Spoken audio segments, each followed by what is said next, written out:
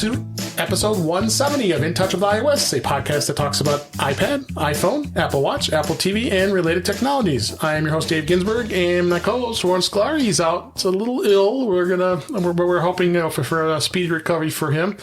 But meanwhile, I am here in person for probably must have been like 2 years since I've seen you last. At least 2 years. We're in person here in the palatial In Touch with iOS studios. Mr. Guy Serle, how you doing, Guy? I'm doing fine. I need the space. Yes. You got to travel out here. The reason why you traveled out here was because of Virtual Macstock that's happening actually tomorrow as we record this.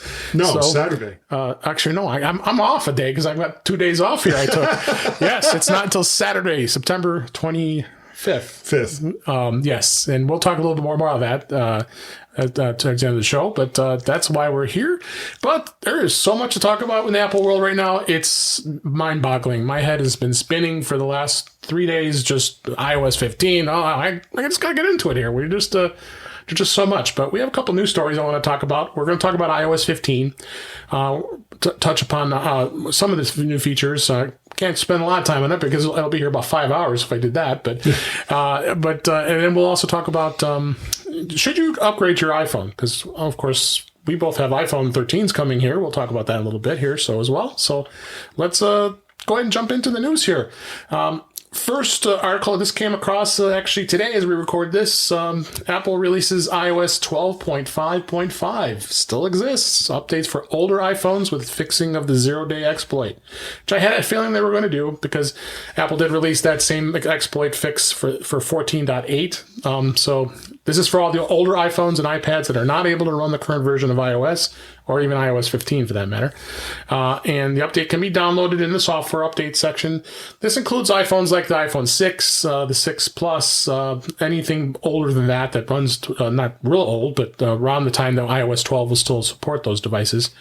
And you have the 5S, the 6, the 6 Plus, and then the iPod Touch, the 6th gen, and then the original iPad Air, the iPad Mini 2, and the iPad Mini 3 are covered by this. So, this is, it's great that they're still supporting it. I mean, I commend Apple every single time that I see that they continue to support these older devices. I mean, really, they had no choice because Google and Android do that all the time. Oh no, they don't. No, they really don't, do they? So. No, they don't. That's why I had to buy a little dig to Android there. They're end of the road. I mean, my gosh, I have a Pixel 2 XL and that thing's end of the road. I can't get it. Not even 2 years old. It's like 3-4 years old. I mean, it's not even. I mean, these other devices are 6-7 years old. So people who still want to stay on those Apple devices, that's fine. Hey, no problem. They still work. If they make you happy and they keep unless, of course, you have a Dodge minivan. Yeah, let's talk about that. His arrival here in his Dodge minivan, it was kind of funny, but we'll get to that. Other article, this was in Mac Rumors as well. The low-cost iPad, which is the 9th gen that just got announced, that we talked about last week, and the iPod Touch are the only devices left with a headphone jack since the iPad Mini 6 drops support of a headphone jack. And Apple is continuing to phase out the headphone jack from its devices, and the iPad Mini 6 was the latest iPad to have that feature removed. That's okay. I've lived with it for all these years, so I'm fine with it. But prior to that, the Mini 5, the iPad Mini 5 did have a headphone jack. Yep. So there's still going to be plenty of those out there. So if you want a headphone jack, you're not going to have... Get a dongle. You got to get a dongle. Yeah. It's not going to work. What do you think? It honestly does not make me happy. I've always been of the impression that I think Apple is doing this just to say that they're doing it, instead of it being like, hey, we're really pushing the envelope and nobody wants to use wired headphones anymore. Yeah. And as it turns out, there are a lot of people that still want to use wired headphones, especially when Apple's own AirPods and AirPods Pro don't always work the way that they should. M1 Mac Mini. Yes, your trials and tribulations of those the AirPods that don't work on your M1. I have not been a happy camper with all of that going on. So it's not surprising, but we'll see where it goes. And well, let's on the next article here. Let's see where that's going to go, because the EU is proposing to force Apple to switch iPhone, iPad, and AirPods to Lightning instead of to USB-C. European Commission has presented legislation that would compel Apple to use USB-C ports on all iPhones, iPads, AirPods in Europe. It doesn't bother me at all. It doesn't bother me at all. Their proposal should have done it with the 13s. But the should proposal have done it with the 12s. would force all consumer electronic manufacturers who sell devices in Europe to ensure that smartphones, tablets, cameras, headphones, portable speakers, anything that pretty much has a chip in it and that you can plug in with a cable has to be USB-C. And I'm all for this. It should be a standard. Yeah. Apple is behind the curve on this. And they have USB-C in the iPad Pros. Yeah. They have USB-C for, of course, all of the Macs. And frankly, it's almost embarrassing at this point that they're still using Lightning port on all of the phones. And I don't see the advantage. I see absolutely no, unless you own like just a crap ton of Lightning related devices. Right. Then other than that, there's no advantage to using Lightning over USB-C, in my opinion. I agree. There just really isn't anymore. It's time to move on. Same thing happened when we went from the 30-pin connector to the Lightning. Oh, do you remember all of the people just up in arms? Remember that big giant adapter you could get with the 30-pin to Lightning? But they did the same thing when they went from FireWire to USB. Exactly. With the old iPads. Yeah. It just blows my mind. At some point, and the Lightning is over 10 years old now. So let's not pretend like, there's absolutely no way that they could do that because it's such a young standard. No, it's not. It's not. Yeah, no, but no, that's fine. It's gone. That's fine. I'm okay with it. So let's go ahead and talk into the topics we have for this week. As I said, there's a lot to talk about, and we'll give you a bit of a guide to iOS 15. Of course, iOS 15 was released this past Monday as we record this on September 20th, and it was released to the public that time. We're going to go through some of the things that you would change, but a couple things as far as tips goes, I want to make sure that everybody is aware. First off, be aware of what device is supported by iOS 15. So you have pretty much every iPhone that goes from the 6S up to the current models today. That's probably the easiest way to say it. So if you have a 6S or newer model, so the 6S, the 7, the 8, the 10, 10S, all the way up to the coming, of course, the 13 Friday, it's supported. And that's what goes back 5 years? Yeah, at least 6. I think it's 5 or 6 years. Yeah. But now remember, on a lot of those older phones, right, you're not going to get all of the features. Yeah, and we'll talk about that. I got some tips on that as well. You got a cheat sheet there? I got to tell everybody what's not going to be supported. Just because there are going to be some things that will not be supported. The other thing too is to make sure that you check that you have enough storage before you run the update, because these days I think most people have at least 32 gigs of a space of it, and maybe 64, the initial space of the storage that's on the iPhone. But there's still some people out there with 16 gigabytes of storage, and you're going to be in trouble. But Apple has changed the way they're going to upgrade. Apple did confirm that you don't need more than 500 megabytes of space in order to be able to install iOS now with iOS 15. It'll take 6 months. They say it'll install normally when it's able to do that. So, and this was per Apple that they confirmed this. So just be sure you have you have that available. So, upgrade should be very easy. I went through and upgraded my current 12 Pro Max, which will be soon retired after tomorrow. So, but. It has been doing a really good. It was actually a lot easier than I thought. I did run the release candidate version, which I usually don't do that. So that means I was a week. I took a gamble and I installed the iPhone, the iOS 15, the release candidate just before the final version, and I also installed WatchOS 8, which I'm actually out of my mind doing, but I did it, and I survived. So it was okay. But the great thing was then when the update came, first off, I had to make sure I removed the the beta profile from the profile, because that bit me. Yeah, you have to do that, and that's a big important thing. If any of you out there that were running the beta and wanted to make sure it got update, well, what it's going to do is move you right to the beta 15.1, which we'll talk about here in a bit. So I removed the profile, and then before 15.1 even came out, and then I went and did a software update. There was an update. It updated it to the current version. So it was a slightly different version number from the RC, which is, I think that's pretty typical what Apple does, because that's a public version. This is a beta version, and it doesn't know the differential. So that bit Adam Christensen too. Yes, our friend Adam Christensen he was like, "Why isn't this updating?" And then well, see that with my iPad Pro, it was like, okay, iPad 15 is out now. I'm going to install it. It was like, why can't I install this?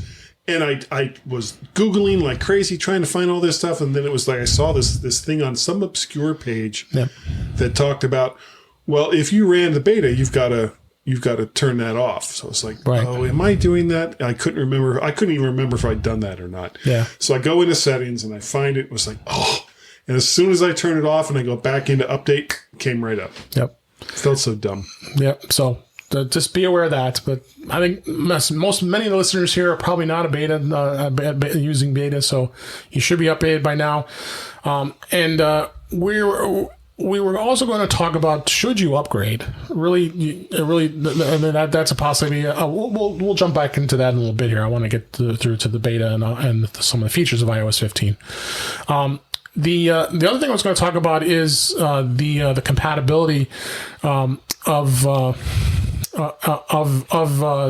some of the features that aren't going to be available on some of these older models. Yes, iOS 15 will can install on a 6S or 6S Plus and continue on as we mentioned.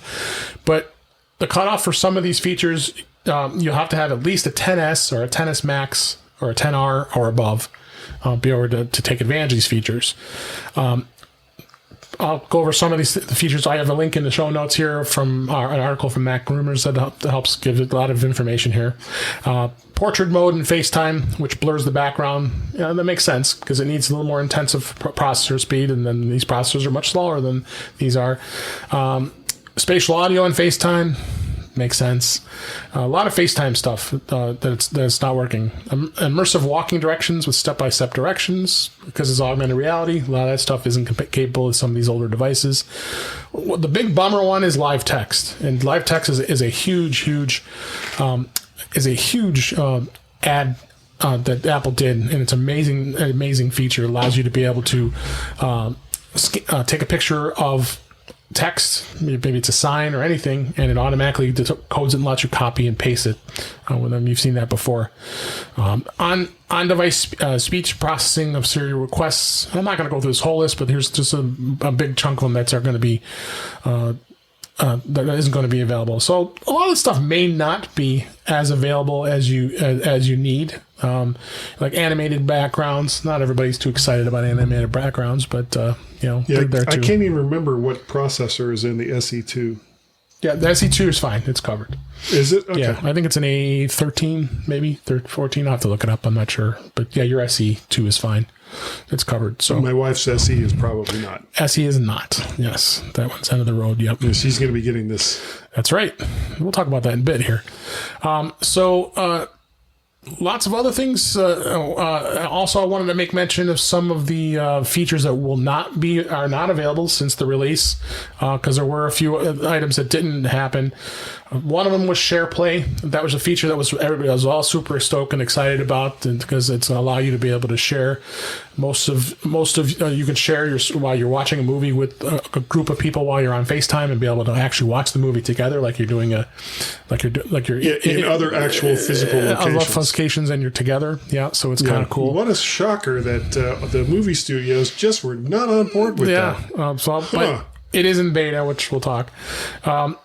Digital Legacy, which was a feature that allows you to let the person's family, friends, or members access their data in the event of their death. That hasn't been released just yet. Death Watch. The Death Watch. Keys and IDs in Wallet. The big controversy about having your driver's license in Wallet. It doesn't bother me. It doesn't bother me at all either. I've got it's just a picture of my COVID-19 That's the other shots. one. That one they're okay with. They're letting that through, I guess. Well, But okay. from what I heard. Yeah. So the app privacy report, if you wanted to be able to run a report and actually show what is being blocked and something that's and protecting your privacy, that'll be coming soon. Some Siri-enabled accessories, not some of the third-party accessories aren't ready for prime time just yet, so they're gonna be working on that. And universal control, no surprise there. That's through being able to have universal control of both your Mac, your iPad, or two Macs, and be able to work with them all together, similar to what Sidecar does, allowing you to be able to send a image to an iPad and make it a second screen. So that was going to be the new that's going to be the new feature in Monterey, Mac OS Monterey, which isn't out yet. The Find My... Has there been any word on when that's supposed to come out? I haven't heard anything. Nothing. I would bet they're waiting for the next event because it didn't get announced during the last event. So the next event I'm anticipating is probably going to be here in October. So I would think that that'd be pretty close at that point. The M1X or M2 or whatever's going to happen. Yeah. The Find My network support for AirPods, it's not there yet. They're looking at that, and those are some of the. Those are pretty much all the things that aren't going to be are not in iOS 15 currently yet. So they'll be coming though. So no, don't fret. It'll be here soon on your newer devices, of course. Yeah, there's a lot of I'll jump back into some of the other new stuff. They did release HomePod 15 software to install the updates to the HomePod. It was a little tricky to get that done because always the updates are always fun. I don't know if you ran through yet on your HomePod. Not yet. I haven't been home, so I haven't been able to do it. But as soon as I get home, I'll look at it on the HomePod screens and just take care of it right there. You just go right from the Home app, the HomeKit app, and then run it, and it's right in there. It says right away, got to update it, and usually it does it automatically if you've got it turned on to be automatic. I think I do, yeah. So it'd probably already be done by the time you get there. So, So let's move a little bit on to beta. So beta this week, 15.1 was released, not even 2 days after 15.0 was released. What a surprise there. Yeah. And Apple has done that many times in the past, and it's always been entertaining to see how people scramble when this happens. So again, we mentioned SharePlay. SharePlay is enabled in beta 15.1 beta, so that is enabled. So it looks like that they're going to be that's going to be open coming soon. Announce calls in the settings app. You can now there's an icon that's the announce call settings, and you can turn that on or set it to never. I've never used that feature, so I don't think I'm too overly excited about that. Lossless audio for HomePod. That's kind of huge. I mean, being able to get some really good quality, sound out of the lossless audio into the HomePods. That's pretty exciting. Well, and honestly, they sound pretty good. They do already. Yep, they really do. And then we just talked about the vaccine, putting cards in a wallet. The vaccine card will be allowed, as far as health records, be able to download and store it in the health app, so it's very easy. So how do you do? Do you have to go to like the CDC and? Yeah, I just took. In fact, I had to do it for work because they're asking us to provide my vaccination. Yeah, I'm sure most employers are doing this these days in the United States. So I just took a picture of it, like an image, and that's what I did too. And that's what I think a lot of people did. So, but looks like now you're actually going to be able to officially be able to put it in the wallet. So it's going to be very easy to get to just by tapping your wallet, and it's one of your cards. I mean, I don't want to go too far into this, but why there is not a universal record that you can put on either an iOS device or an Android device or whatever mobile device it is that you use, so that you can just have it right there.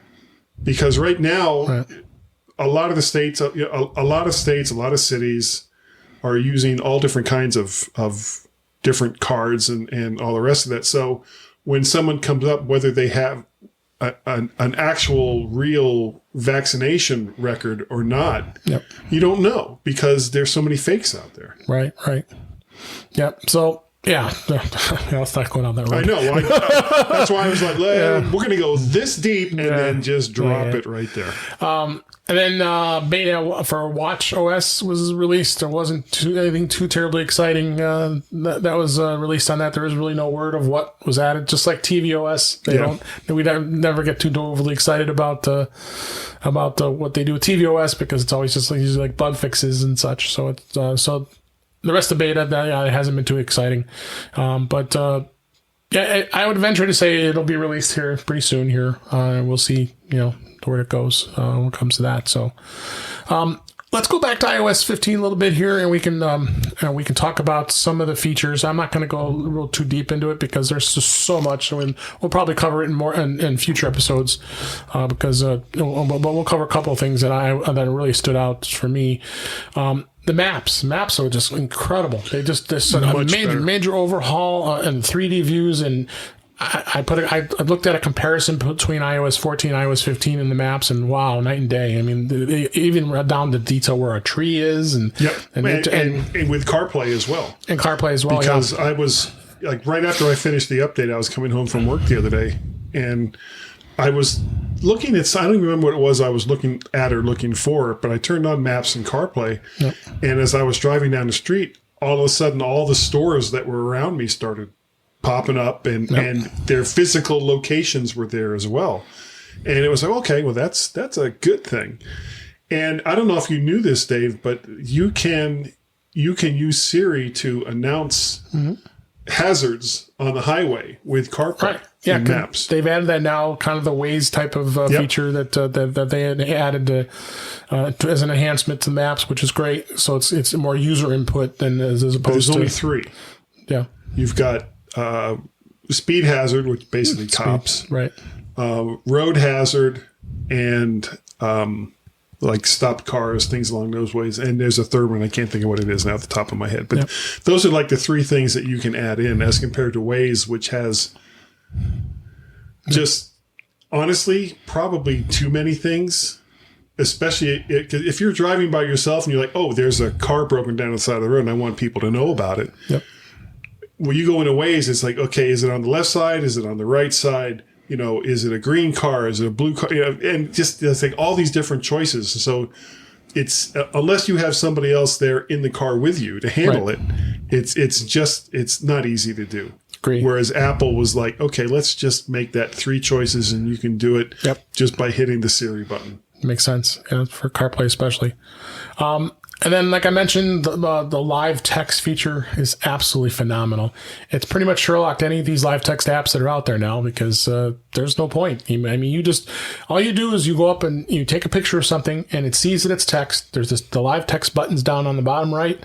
You tap it and you scan. It'll scan through and finds all the words that you want, and it'll allow you to copy it pretty much anywhere you want, including putting it right into Apple Notes. A lot of us, I use Notes all the time, so you have a quick way of doing that.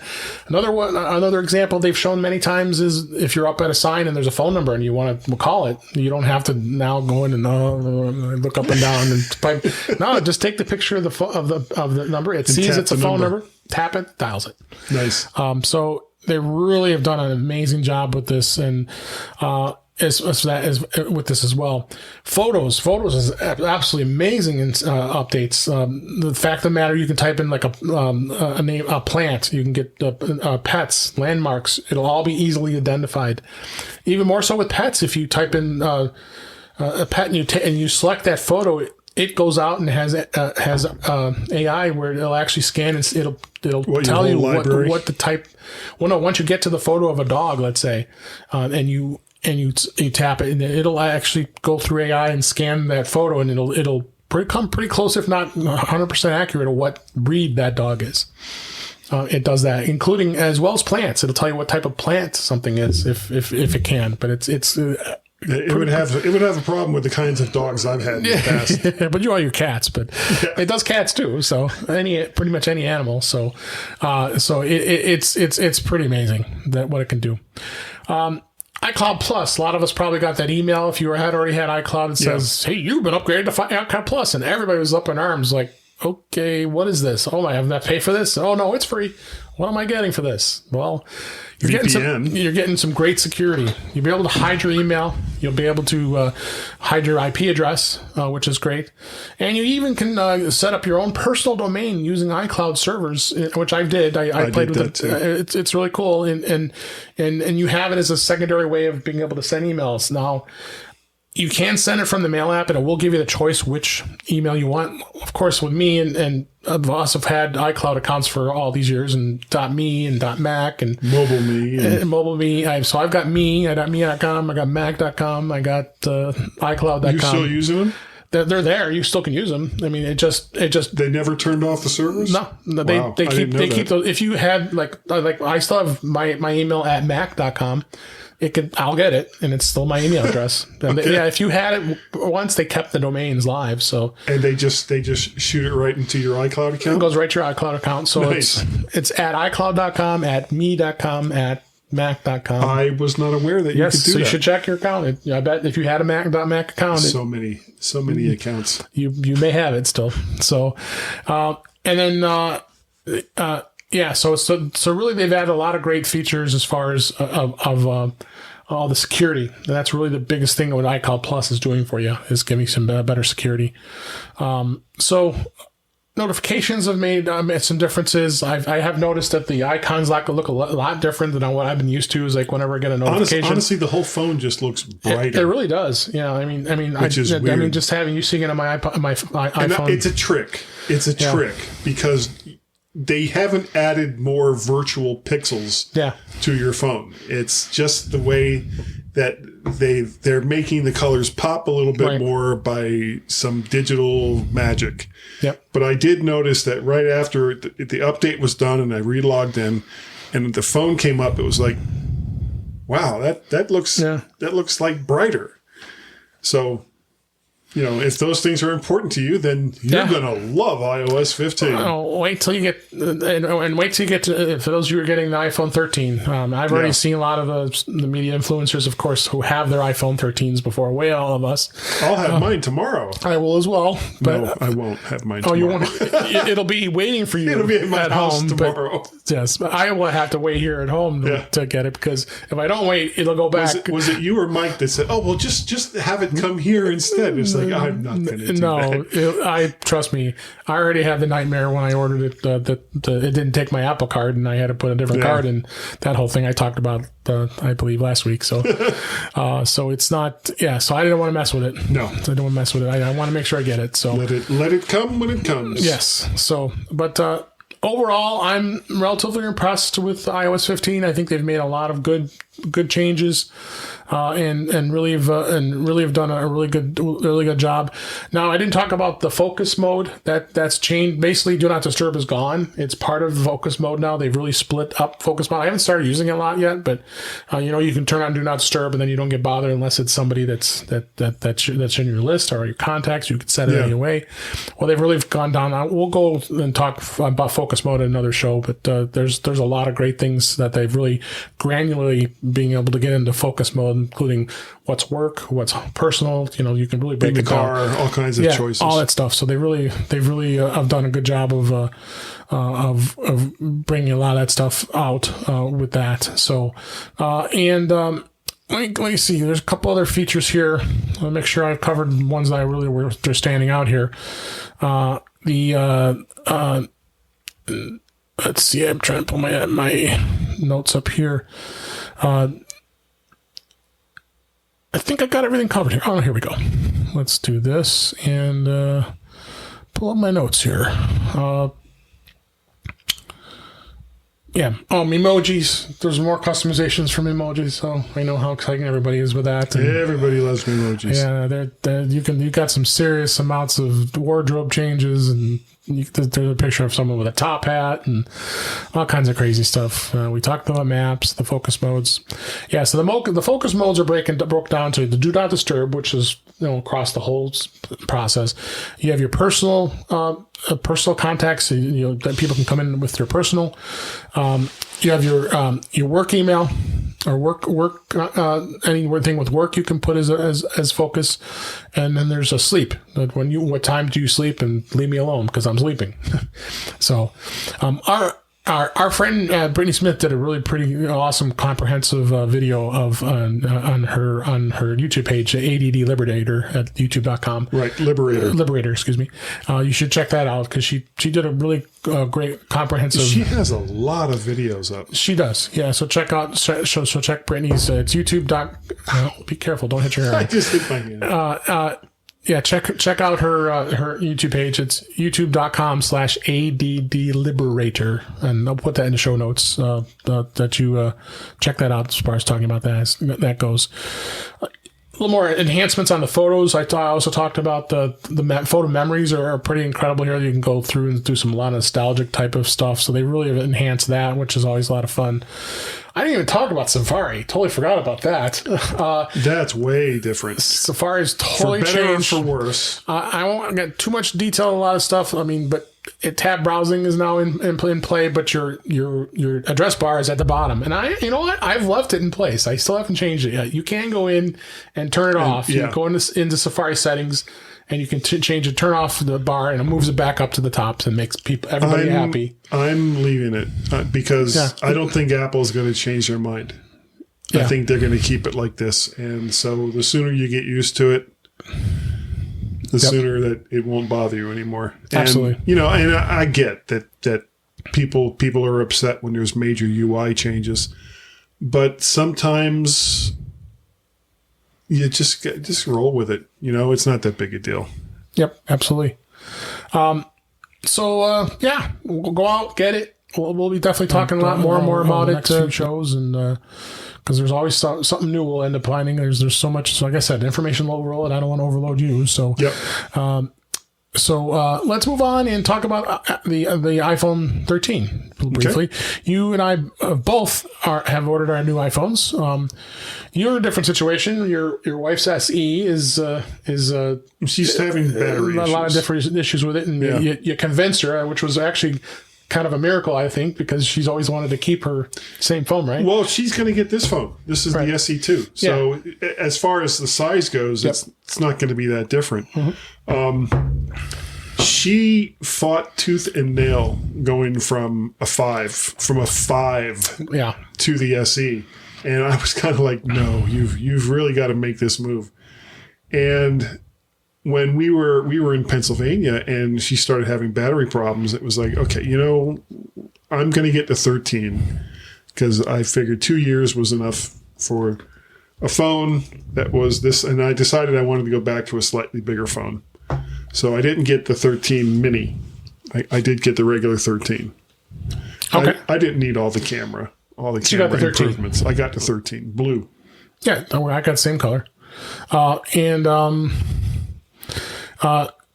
That's great. I mean, and you just got to get yourself a case, and then you're going to be good, and you'll probably be very, very happy. I saw some of the results of some of the camera from many of the influencers are taking lots of pictures of someone with a tripod with both phones next to each other. It must be nice to be able to do a real true level test of between the two. The photos are fine. I mean, and remember, I use mine to do Guy's daily drive. Right. So, it's compressed anyway as far as video goes, right? Because it's going into the book of faces, and so. If it's it's a 4K phone, it's a 5K phone, it's just like Facebook doesn't care. It's going to compress the hell out of it, and you're going to have the same thing that when you started. So I was like, okay, I'm good with the 13 camera. I didn't need to spend the extra money for the Pro. Absolutely. So I got the 13 Pro Max. I've stayed with the Max model since its inception, more or less. That's like 6.7 inches, isn't it? It is. It's the same as the 12 Pro Max. And this is the 12 that I have in my hand. 6.7 inch screen. That's a big ass phone. It's a big phone. I'll readily admit it, but I absolutely love having this big screen. I really do. And I've gone to a smaller phone. It's like, God, this is driving me crazy. This is too small. So it's going to be an awesome phone. The camera is just amazing. Yep. And I want to kind of talk a little bit about the 4 of the features that the iPhone 13 has that the iPhone 12 does not. And then we'll kind of talk a little bit about, is it worth upgrading? And we'll go through that a little bit as well. First thing with the difference is they doubled the base storage. So now you go from 64 gigabytes as the small base storage, because some people are on a budget. They don't want to spend a ton of money. It's understandable. Apple's giving you the excellent value having it as 128 gigabytes as the base for your any iPhone. Well, to be honest, is what they should have done with the 12 too. They should have really done it with the 12. Honestly, Yeah. I think they finally realized that, so then they made up for it here in the 12. Now on the other hand, the iPhone 12, 13 Pro, you can get up to 1 terabyte now. So it goes from 128, 256, 512, then 1 terabyte, which is insane. Because does it go 128 to 256, or is it 128 to 512? On the Pro Max and the Pro, it goes all the way up to 1 terabyte. So you got 4 storage options. 4 options. Nice. Yeah. So, but the regular 13, it's only the basis that the max is 512. Yeah. The one caveat with having the Pro has the ProRes feature, and the Pro Motion is going to be coming soon with video, high end video, big time size files. You cannot have a phone less than 256 in order to be able to take advantage of that feature. Well, the cool thing about that, they were kind of showing it off at the event a little bit. Right. The part that really impressed me was being able to adjust for focus on different subjects in post, not just when, it's not like saying, okay, well, I need to look at this thing, I'm going to put that in shot, and now I need to go and look at this thing over here and bokeh this out, blur this, make that in focus. Now it's like you just film the scene. Right. And then when you're in post, if your software supports it, right, then you can just say, okay, now here, now here, now here, right from now the here, and it just does it. The cinematic mode is the feature. Very cool, and that's across all the iPhones. Actually, that was on the 13. Of course, don't have that on 12. So another thing is bigger batteries. You're going to have much bigger batteries from the 12 to the 13, so you're going to have some, much longer battery life than ever before. I mean, this iPhone 12 Pro Max had amazing battery life. It would last me a full day and then some. Yeah. Sometimes. The Pro Max will have the largest of all the batteries. Understandable. Which is understandable because of the size. Now, of course, going to the Pros, you're going to have the 3 lens zooms. You got the wide angle, the telephoto, and the standard lens that's on there. That's giving you 6x optical zoom. Optical zoom, right? Which is insanely clear. Yeah. I've seen some demos already. I can't wait to give you my review once I get it, because from what I saw of people who have them already, they're zooming up. They were zooming 6x, and it was like didn't even pixelate. And that's the thing. A lot of people like to go zoom. I mean, zoom it to 9x and 10x, and then it becomes digital zoom, where then it's gets kind of sketchy. But it is pretty impressive. And like we talked about, the cinematic mode, I think is just awesome, pretty amazing. I mean, just to have you're filming yourself and you're looking at the camera, and then there's someone behind you, and then you go turn and look over at them, and it focuses on that person behind you, and also having the ability to be able to do it all in post on the phone is just phenomenal, absolutely phenomenal. And the bigger sensors are going to be a big thing between the 13 and the 12, the main sensor is now going to be across that'll take advantage of lower light photography, so night mode is even more improved, and I've seen some of the pictures. The other thing in post too, you can adjust the aperture in post. You can actually bring down the aperture, like say if you want to bring it down from 2.4 to 1.8, you can do it after the picture. You can. It's computational photography, so it's going through it that way. That's certainly more in. So it's kind of an adjustment of a depth of field, where giving that change, and so it's pretty amazing for that. So the other thing I'm going to mention too is the 120 hertz refresh rate through the ProMotion. that's pretty awesome. And they were showing demos during the event and how it's just much more seamless when you're scanning through on a web page or anything going through it. So it's definitely it's a faster refresh rate. Yeah, a much faster refresh rate. So pretty phenomenal. You're not going to get that on the 12. So no. But with that, let's talk a little bit about, is it worth upgrading at this point? And that's been the question. Is it really worth it? For the last few years. For the last 3 years, yeah. So for someone who has, let's say, the 6S, the 7, the 8, the 10, certainly 10's pushing it. Maybe you might be able to get away with I'd the 10S. say even the 11. 10S, you probably should consider upgrading. Yeah. Because but anything under the 11, yeah, this is a good upgrade. And really, your old iPhone is still really good. Phenomenal phones. The worst thing it could be is the battery life might be diminished, and you can get a battery replacement, which it's only cost you about $60-$70 depending on where you go to get the battery replaced, and depending on the phone. And you can replace the battery while you have it. So yep. It's still around iOS 15, so you won't be left out in the dark when it comes to that. So that's going to be another reason to keep an old device. And you may like the features of the older iPhones. Again, we just talked about the headphone jack. There's still people who want to have a headphone jack. Also Touch ID. And Touch ID. A lot of people. I mean, that was one of the reasons why I went with the SE instead of going with the probably the 10. Yeah, because I was on an 8 the 10 Plus. was Facebook. Yeah. So I went from the 8 Plus, which was a pretty big phone, to the SE 2. Yep. And I liked my 8 Plus, but I didn't. But 10 was the first phone that was Face ID, and I just didn't want to do that. However, I've been using Face ID with my iPad Pro, the 2018 iPad Pro that I have, and I'm more or less convinced that this will work. If I have to, if I have to do it this way, then I will. Okay. Absolutely. So it's really your decision. There isn't any. I mean, for me, that's what I tell everybody. If you have a 12, there's no real compelling reason that you need to upgrade right now. I'm an early adopter.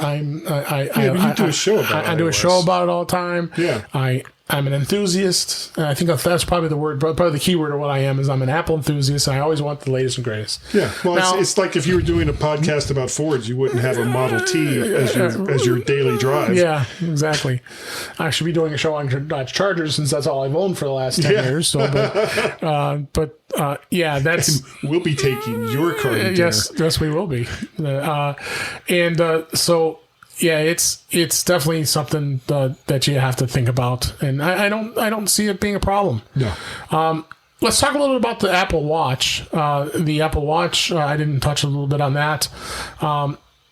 WatchOS 8 added some things that are updated.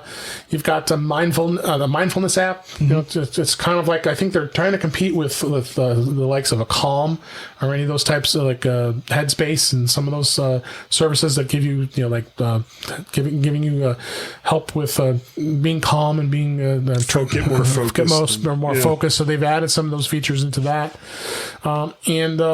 so they really have done some enhancements to that. The Wallet app is going to have some enhancements. The Workout app, they've done enhancements. Of course, we're not talking much about Fitness Plus because they did in the event, which was a kind of a little over the top of it. But they did talk about some cool things that they have added, including the mindfulness app and having some more things. Because some of that workout, it's not something I'm interested in. But there's a lot of people who are really into that HIIT, I think, is the big thing. Yeah, well, it's something I need. We need to, and I have it. I should be, but so. WatchOS did get some nice, compelling upgrades for the existing watches. Yeah. As far as the Apple Watch Series 7, which is still not available yet, when they announced it, they said it's going to be available later in the fall. From what we've looked at so far, I see no compelling reason to upgrade unless you have as old as the Apple Watch Series 3. Yeah. anything beyond that, of course, below Series 3, it's end of life, so you can't upgrade anymore. So if you have a really old Apple Watch, selling the 3. But the thing is that's always the debate about the Apple Watch. Get that.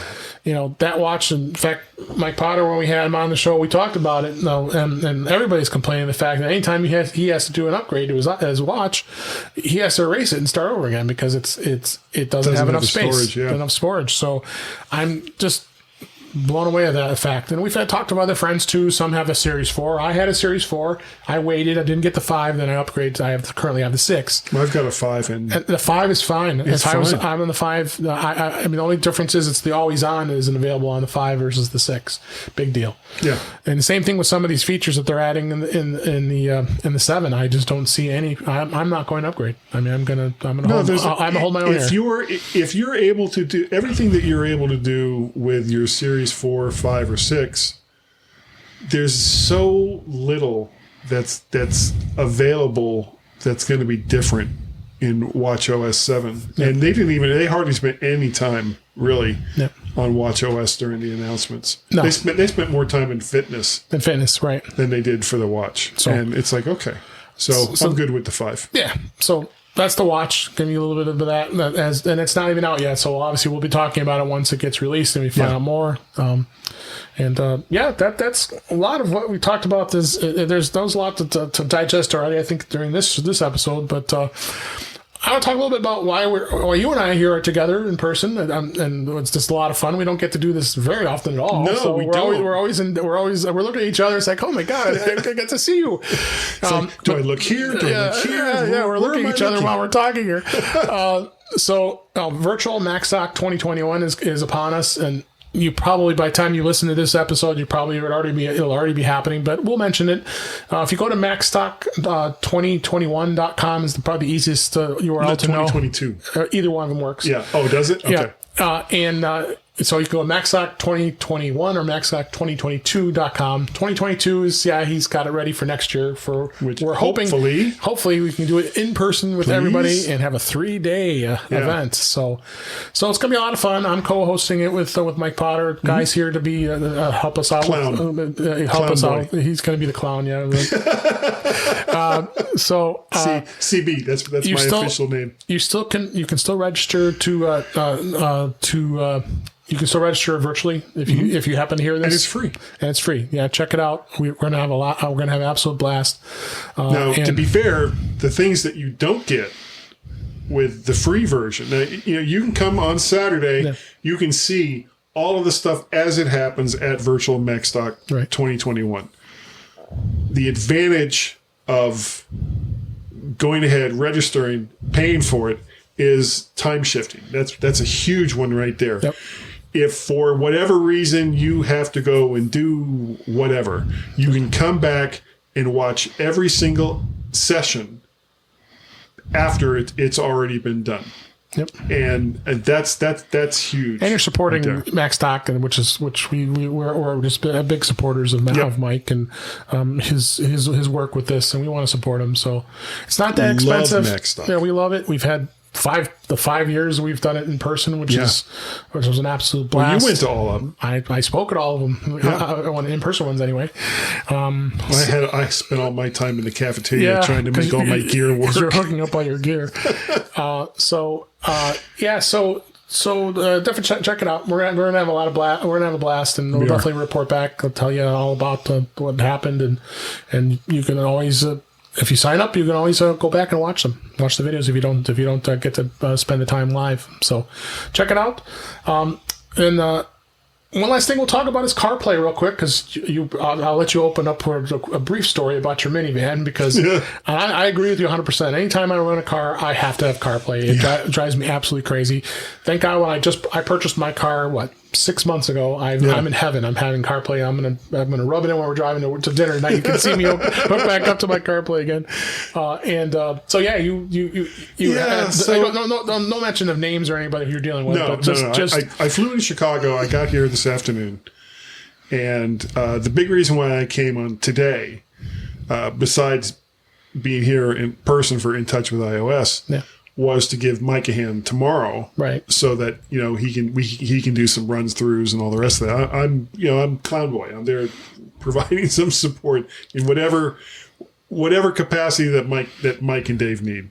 But I get to Chicago, and I had prepaid all of this through a particular online company. They have lots of experience in doing those things. Wait. Yeah. So the hotel was prepaid, the rental car was prepaid, the flights were prepaid. Just basically all I had to do was just show up, show my tokens, get my services, and move on with my life. Well, I get here to Chicago, and I have to. And for people who've never flown into Chicago that want to rent a car, it's maddening. You get on this shuttle bus, and it takes you to Canada, I think, before it finally gets back to where the terminal is for all the rental cars. Yeah. So I get there, and I'm at the particular company that I'm really pissed off at right now. And I was supposed to get something like a Toyota Corolla, mid-sized 4-door car. And I get there, and I'm talking to this guy, and he's like, well, all we have is minivans. It's like, I don't want a minivan. Because no one wants minivans, that's why. And I said, well, there's got to be something. He says, nope, all we have is minivans unless you wait an hour, at least an hour. And it was like, fine, then just give me the minivan. He says, okay, that's $25 more a day. It's like, so not only are you not going to give me the car that I wanted, you're going to charge me more to give me a car I don't want. Okay? Or make me wait an hour plus at the Chicago not even at the Chicago airport. It's at the Chicago rental car building. It's an offsite, yeah. Which is an offsite building. Yep. And there's nothing there other than these rental car companies. And no CarPlay. And no CarPlay. So I have this Dodge minivan, Chrysler minivan, and it doesn't have CarPlay. It has a navigation system, which I use to get here. But it reminded me of one of the big reasons why I went ahead and got a car with CarPlay. Right. Because manufacturers built-in systems suck. Yeah. They're just terrible. I have it. I don't have a choice, but yeah. But anyway, yeah, we got to have CarPlay. CarPlay is so important these days, and I thought that'd be a fun story before we wrap it up here. And yeah, it's gonna suck. So I guess if we do something on Sunday, I'll drive up with it for you. You can have some CarPlay use. Yeah. So again. Oh, don't forget about these. Oh yeah, you didn't even talk about your mics. I know. I'm giving him all this time on the show so he can talk about. This man is insane. He brought. I don't know why I did this. He must have brought 15 mics with him. 3, 4, 5, 6, 7. Yeah, mics got at least 15 mics with him. No, I got 9 mics. Love him. I got 9 mics. Okay, he's only at 9, but still. Yeah. And a couple of lavaliers. Yeah. So he thinks he's going to have this insane amount of people talking. I don't know why. It's not even that, because my audio interface only has 2 XLR inputs. Oh my god! So I couldn't use all of these. It was just one of those things. It was like I should open the other 2 ports that I have left on my Rodecaster Pro. I bet Dave and Mike will want to see all these microphones. And of course, I get here and start pulling them out, and Dave is just like, I'm not surprised. What is your problem? So here are the mics that I brought. Well, don't go through all of them. AKG D5 dynamic. You can't. I'm not gonna. You can't go through all of these. The Sennheiser E835. Rode M2. As he makes all this noise. I know. Audio Technica 2050. Zoom ZD1. Couple of Behringers, the and no one knows what these mics are. BA85A and the BA something. It's a mic. It's a mic.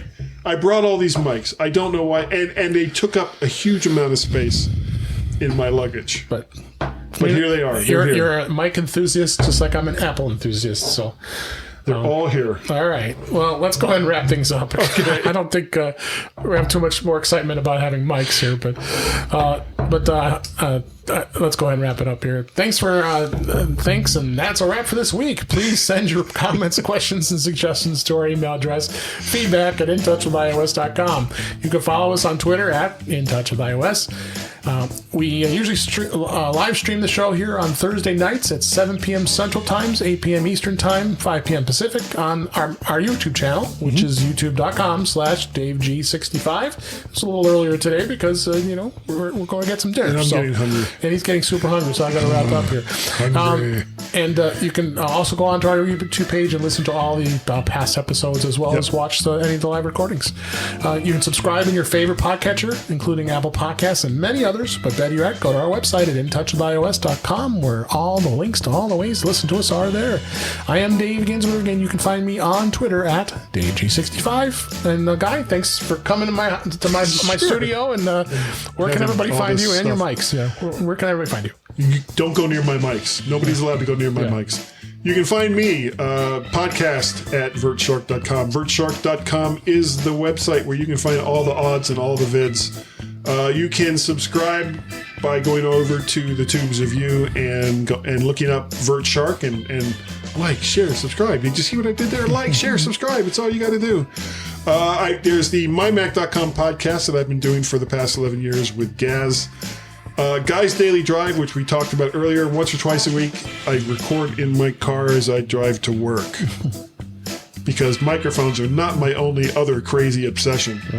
What else? Oh, VertShark over there on the Twitters, as well as Mac Parrot over there on the Twitters. And, of course, Patreon, Coffee.com, and PayPal.me. Just go to any of those, look up Mac Parrot, and you can give me money to do this stuff. Yep. All right. Well, thanks for being here. Appreciate it. Sure. And I thank you for everybody for being here. If you're watching live, we enjoyed providing the show, as well as for those who are listening. I hope you enjoyed the show. And no more mics. And thanks again for listening. We really appreciate it. And we'll talk again soon.